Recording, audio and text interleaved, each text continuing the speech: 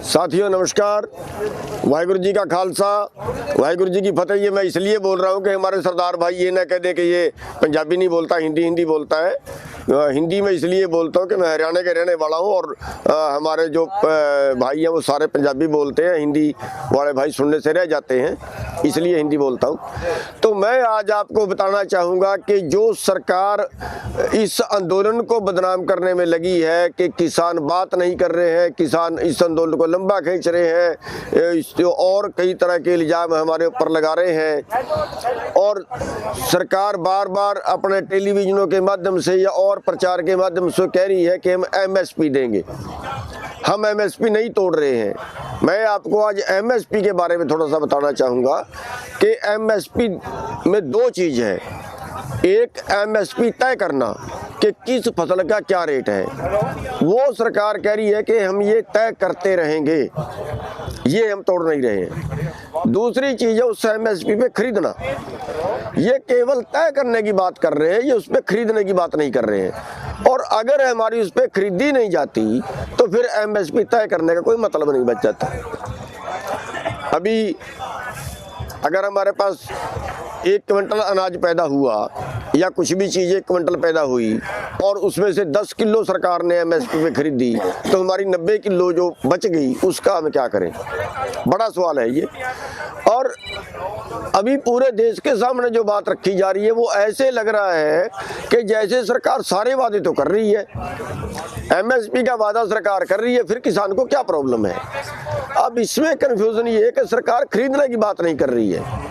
और ये मैंने 8 तारीख की मीटिंग में अमित शाह जी से सवाल किया था कि अमित शाह जी आप ये बताइए, सरकार 23 फसलों का एमएसपी तय करती है, क्या आप 23 की 23 फसलें जितनी देश में पैदा होती हैं एमएसपी पे खरीदने के लिए तैयार हो? तो उनका जवाब आया कि नहीं खरीद सकते। क्यों नहीं खरीद सकते जब आप एमएसपी तय करते हो? उन्होंने कहा 17 लाख करोड़ रुपया खर्च होता है। मैंने कहा 17 लाख करोड़ का जो आंकड़ा दे रहे हो अब ये भी गलत है। एक बात तो ये कि आप देश में प्रचार कर रहे हो कि हम खरीदेंगे, तो फिर आप ये देश को स्पष्ट करें कि आप नहीं खरीदेंगे। दूसरी बात, आप कह रहे हो 17 लाख करोड़ रुपया खर्च होगा। आज 17 लाख करोड़ तो उनकी कीमत है, वो बिकेंगी भी तो आपको 2 लाख करोड़, 3 लाख करोड़, 4 लाख करोड़ का नुकसान होगा ज़्यादा से ज़्यादा।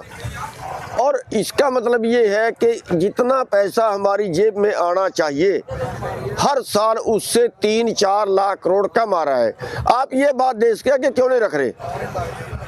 ये बात कहिए देश को, और देश को गुमराह करना बंद करें। तो अमित शाह जी के पास कोई जवाब नहीं था इस बात का। और हम आज भी हम सरकार को ये बात कहना चाहते हैं कि अगर एमएसपी, सरकार एमएसपी पे खरीदने के लिए तैयार है, एमएसपी देने का सवाल नहीं है। अगर एमएसपी पे सारी फसल खरीदने का सवाल है, अगर सरकार खरीदना चाहती है तो मोदी जी अपने मन की बात करेंगे 27 तारीख को, शायद कल भी कुछ बोलेंगे, पहले भी बहुत बार बोल चुके हैं। अगर मोदी जी सच्चे हैं तो वो अपने भाषण में ये बात क्लियर करें कि 23 की 23 फसलें जिनका एमएसपी तय होता है वो जितनी भी देश में पैदा होंगी वो सारी या तो सरकार खरीदेगी, और अगर सरकार ना खरीदे, कोई प्राइवेट खरीदे और एमएसपी से कम पे खरीदे, तो उसके जो बीच का अंतर होगा वो भरपाई सरकार उस पैसे की करेगी।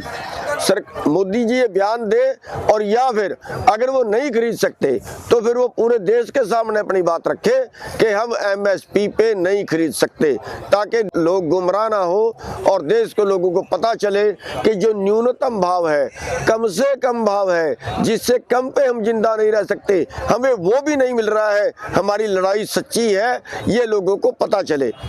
इसलिए हम जो है वो मोदी सरकार से ये बेनती करते हैं कि मोदी सरकार इसको जनता के सामने क्लियर करे। धन्यवाद।